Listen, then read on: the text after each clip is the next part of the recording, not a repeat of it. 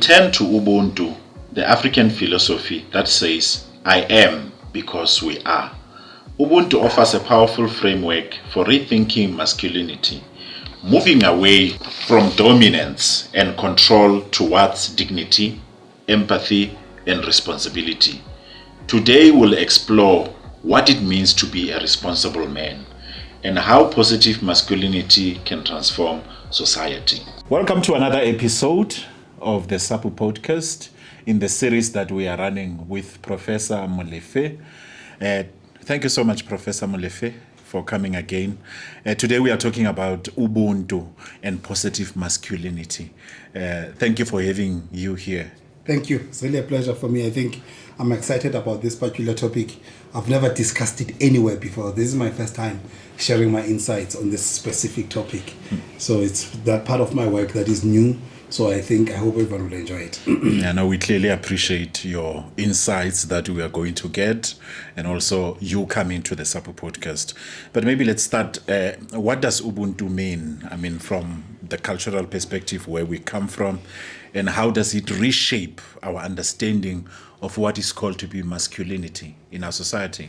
So by training, I'm a philosopher. I'm an African philosopher by training.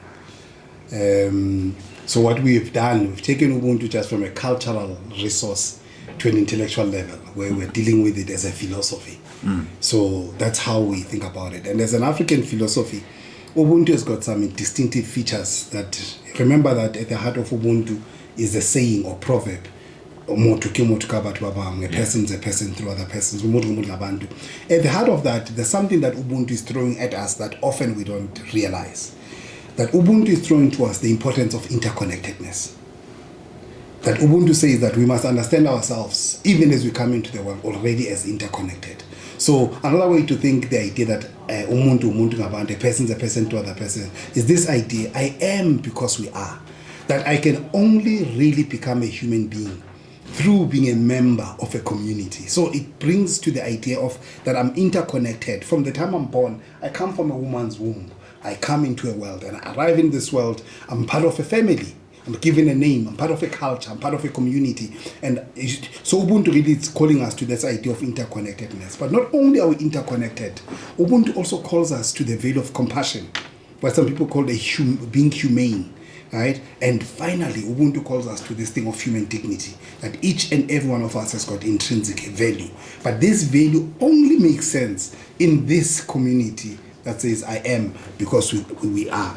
One of the powerful things that Ubuntu does for us as we think about the world, Ubuntu challenges what we call individualistic notions of masculinity, where we are thought of as individual items that stand separate from others. What Ubuntu then brings to our attention is what we call relational responsibility, where we understand ourselves in the first place as men, not just as men standing apart from the world, but as part of relationships. But these relationships, they require us not to dominate others, but to have responsibility over them. Now that for me is an important shift that Ubuntu brings into masculinity. Ubuntu removes dominance, Ubuntu calls for responsibility, what we call relational responsibility. But moreover, masculinity on Ubuntu is not about dominance, it's not about aggression, it's not about power.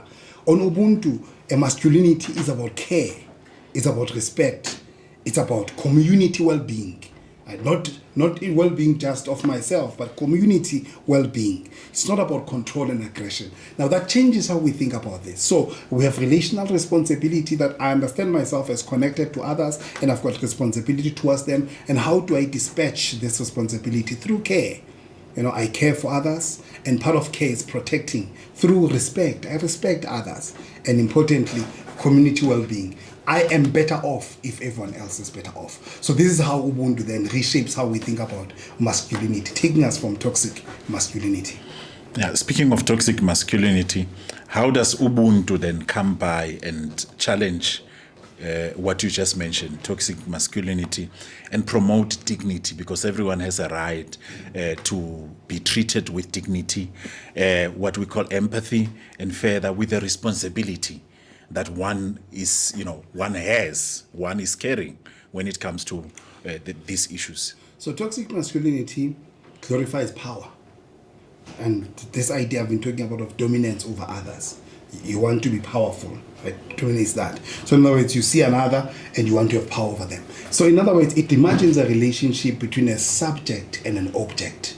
A subject is the maker and the doer of history. An object is just a recipient, right? It's a relationship between a soccer player and a ball. The soccer player is a subject. The ball is an object. That's what toxic masculinity imagines, relationship between subjects and objects, right? And these relationships are characterized by aggression, right? So the best way to deal with issues is through aggression, and also on the part of men, emotional suppression. Hide your emotions, right? To be strong, you must hide your emotions. But Ubuntu counters this by bringing very important values. First thing is that Ubuntu values empathy and mutual respect. Right. What do we mean by empathy? By empathy, we mean the ability to take the perspective of another. The ability to take the perspective of another. In other words, this is a very powerful idea. Right? Often when we are in the world, we think that there is only one way to see the world, it's our view. But Ubuntu says there are many other perspectives to see the world. And when you relate with others, the best way to show respect to them is when you recognize their perspective as well. So Ubuntu requires a man who not only wants to have domination over others, but a man who wants to understand the world from other people's perspective. I can tell you, the most difficult thing to do in the world is this thing of respecting people by taking their perspective seriously. Why this is important? You can't respect another person until you know how they think, how they feel about the world. Because you're going to be imposing yourself if you don't take their perspective seriously. What do they feel about what you're doing to them? Right? What do they think about what you want to do with them or to them? Right? When you are taking that view, you're opening yourself up to respect them for who and what they are. So the first thing is this thing of empathy, right? And the second thing that Ubuntu brings here is it's to encourage men to see themselves as part of collective accountabilities for others' well-being. Right? So this idea of selfishness, this idea of individualism, where I'm only thinking about my well-being or my well-being of my family and friends, dies on Ubuntu. Ubuntu says you must understand yourself a part as a collective, but this collective, you are also have accountability and responsibility to make sure that everyone's well-being is covered. This is one of the most important things that I think as men we need to think about. How do we create a society where everyone is safe? So some of the problems we deal with, things like corruption, they are rooted in this thing that we have a lot of leaders who have lost the idea that they've got collective responsibility to make sure that everyone is okay. It's okay for you to have a Ferrari, but how can you have a Ferrari by stealing money from the people? And after stealing money from the people, you leave people under very conditions of squalor, conditions of lack. But Ubuntu says we want different kind of men who will take part in the collective life and take collective accountability to create conditions that are conducive from everyone. But lastly, what is important, the promoting of the dignity of all, rejecting violence as a means of asserting one's identity. So the dignity of all becomes very important here. Just the presence of a person is enough for you to show them respect, without regard to their class, without regard to their gender, without regard to their education. Just when you see a person, respect them. That's a kind of a positive masculinity that Ubuntu is calling for. A culture of respect. It's quite important. What does it mean to be a responsible man in the Ubuntu vision that you just alluded to so greatly? So several things here. Number one, a responsible man protects and uplifts others rather than harms them. So the work of a responsible man is thinking of yourself as uplifting others. Right? And this is important. As a man, my job is to uplift others. It's not to oppress others. Right? Is not to undermine others. It's not to degrade others, but is to create a platform where others are uplifted. Another way to think of uplifting others is just in terms of just protecting those who are vulnerable. Yeah, protecting those who are vulnerable, being an ear to those who are vulnerable, but most importantly, empowering them by helping them. Right? It's important, right? Practices humility and listens actively. One of the most important things we talk about when we talk about leadership, when we talk about manhood now, it's how do we learn to be humble and how do we learn to listen to others. it cannot be that we are always speaking. It cannot be that you know everything. So one of the signs now that those of us who are in leadership studies are picking up, that when Daniel Goleman talked about emotional intelligence, what the heart of this thing called emotional intelligence, which I think Ubuntu calls for, is the ability to listen to others.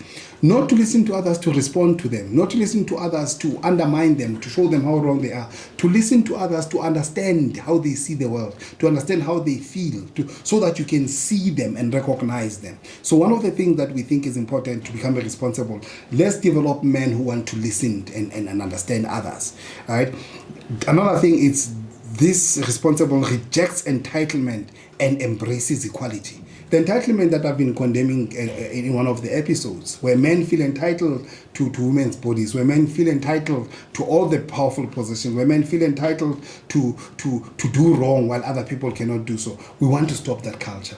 We want to stop this culture of entitlement, this culture of ownership. But most importantly, we want to embrace the culture of equality.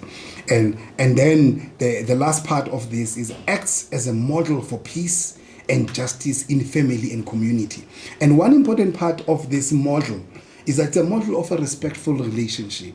And one of the groups that can benefit from this kind of positive masculinity that is associated with the responsible man is that a lot of young people, young boys that are growing up, are without this kind of role models. Now, if you look into black communities, for example, an average black young man grows without a father. It's a big statistic, grows without a father. So as men in communities, it means that we are facing a serious challenge. Let me give you an example. I grew up in a street in Soweto called Butaza. Grew up in Butaza Street.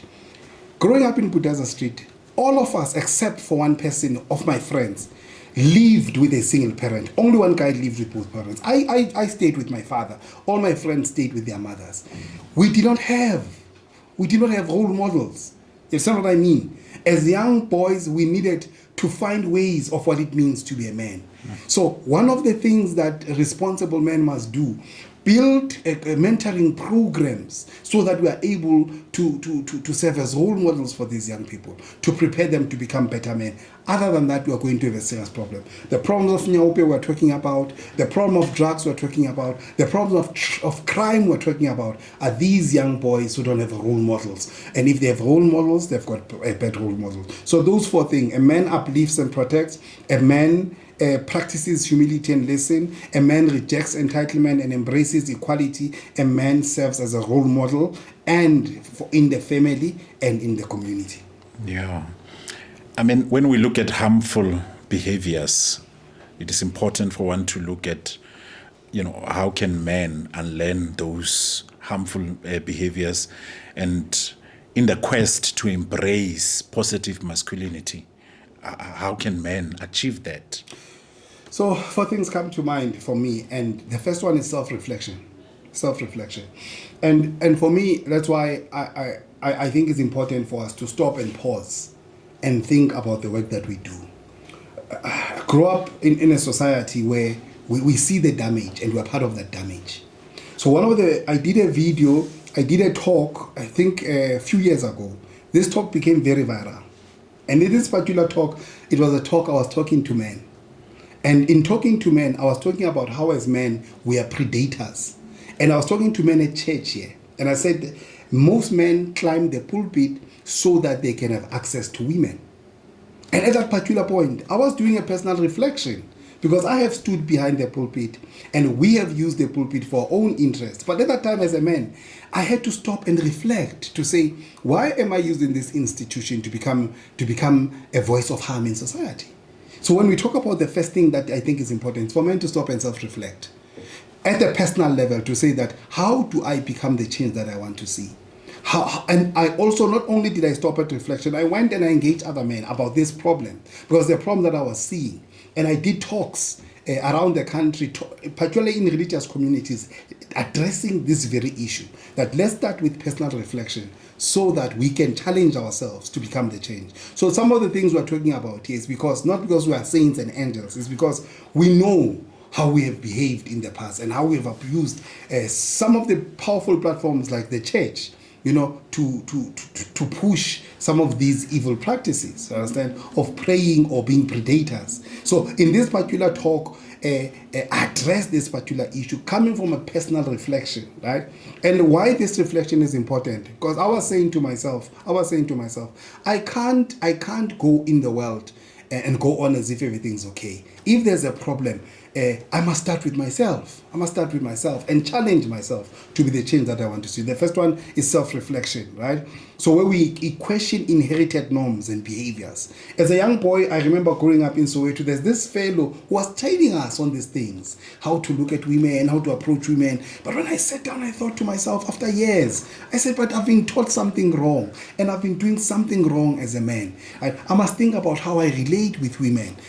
And that comes from self-reflection. And this is, for me, a challenge to every man, that wherever you are, reflect on yourself. Is this how I want to be? Is this the kind of a man that I want to be? So the second one is education, right? Engage in gender sensitivity and Ubuntu-based programs. For me, how do we build robust and healthy relationships, right, where we can talk of I am because we are, that we. It's a meaningful we, where women, where girls, where lesbians, where bisexuals can live together in harmony and respect, where there's a proper we, based on how do we do that kind of engagement, education that is gender sensitive. Peer accountability. How do I as a man hold another man accountable? How as a man hold another man accountable? How do I say, my guy, I am not going to be part of this shenanigans? How do we treat women with respect? And how do I, myself, if other men don't want to do that, how do I distance myself from that and say, I'm not going to take part in that? So this thing of peer accountability, and this one is the most powerful. But men, instead of being change makers, we become complicit. We participate. We add our voice. We add our presence. We add. So one of the things I'm emphasizing is peer accountability. Finally, emotional openness. Let's educate men and boys to learn how to be open about their emotions. Let's teach them that. Let's normalize being vulnerable. Let's normalize to understand that care is strength, right? Let's normalize that. If you're unemployed and you're struggling as a man, there's nothing wrong for you to accept that I am struggling. I don't know how to survive. I don't know. This thing is killing me inside. Let's normalize those kinds of things. If you're feeling pain, there's nothing wrong for you to say, I feel pain. Right, as a man, let's normalize that kind of a thing. Men are dying of suicide. Young people don't know how to deal with things. They're throwing themselves at drugs because they don't know how to be open, how to be emotionally open. And that is one of the things. So I think we can unlearn these harmful behaviors by self-reflection, education, peer accountability, and emotional openness. I think then let's look at personal commitments that our viewers can make to embody Ubuntu in their daily lives, as it is this great and powerful concept that you were unpacking through. So I suppose the first thing is speak and act with respect towards all genders. Speak and act with respect towards all genders. And sometimes we tend to think that we should respect men more and show less respect to men. So Ubuntu says anyone who's part of a relationship must be respected. And this is not to say, we don't see the differences between the differences. It's not that. But ultimately, everyone deserves the equal dose of respect. And if we could increase the doses of respect that we give to everyone, this is very important. And this for me is important. Growing up very poor as a person, I notice how as a poor person you are treated. No one takes you seriously. And for me, why I worked very hard to say that I need to learn how to treat people with respect, irrespective of their status in society, and more than that, let me work hard to also empower those who are disempowered. So that kind of attitude for me is an attitude that we must spread everywhere. And when we deal with old people, let's treat them with respect. When we deal with people that depend on us, let's treat them with respect. That's what Ubuntu is about. That's what responsible men is about. It's not about dominating others. It's not about reducing others, but it's about recognizing another as a person. So speak and act with respect towards others. And this for me is important. These fingers are not equal, but all of them, they form a hand. And Ubuntu says, if they don't cooperate, there's not going to be happiness. There's not going to be harmony. So Ubuntu is not against people. Others will be higher than others. But Ubuntu says in all of that hierarchy, let's learn to respect others. Another thing that's important, intervene when witnessing harassment or violence.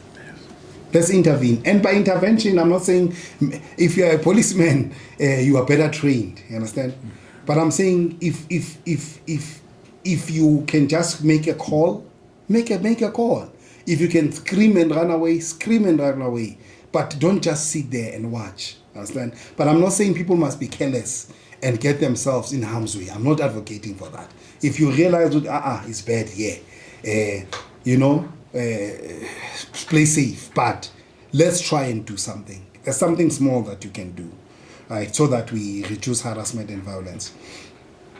Most importantly, in our homes, when we raise young girls and young boys, let's share responsibilities equally. If we want to create a society of equality, let's share responsibilities equally. One of the challenges a lot of young men face when they now have to live on their own, they realize for the first time that they don't know how to take care of themselves, how to do their own washing, how to do their own work. You see what I mean? Let's prepare them to be responsible in future. Right? And number two, let's prepare our young girls not to become domestic workers in the future. Let's prepare them to become CEOs. So not only must they do the cleaning, they must do also the thing that requires them to show leadership. So let's change, and let's change how we think about household responsibility. If we want to win this battle, we must change the culture at the level of a household. Most importantly, I've addressed the issue of young men without fathers, without brothers. Let's mentor younger men to value empathy and equality. Let's train young men to understand other people's perspective and also to value equality. This is the work that we should do, to fight very hard to teach these young men that there's a different way to do things. Right? So we who are older, young people must not see from us men who are jumping from one woman to another, because we are teaching them that women are not important. But that's what we are teaching them. So they must see from us men who respect women, who take them seriously. Then they will learn to do the same. And this is a serious indictment on us as men. Right? Commit to lifelong learning about gender justice and Ubuntu ethics. I can tell you sitting here, I'm a man. I hold a powerful position in society. I'm a professor at a university. I teach at a university. I'm a program manager for the MPA. I'm a program manager for the MPL. So I'm holding a position of responsibility. As a man, I must hold myself responsible and accountable so that I model good relationships with those people. But more than I don't take advantage of my position as a man, right?